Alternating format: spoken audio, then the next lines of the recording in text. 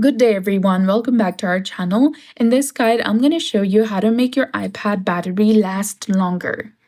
So first you need to go to your settings on your iPad and open it. Once you're in the settings, go to General and check which apps are allowed to refresh in the background. Go to Background App Refresh and you can turn this off for the apps you don't need constantly updated to save battery. You can also enable the low power mode occasionally, especially when you need to conserve the battery. Avoid charging it overnight if you want to maintain optimal battery health for a longer period. And always turn off location services for individual apps if they don't require it. Also, reduce notifications like Bluetooth and Wi-Fi. Manually disable notifications, Bluetooth and Wi-Fi when you do not need them. And apps like games, video editors, and 3D modeling software can also drain your battery quickly.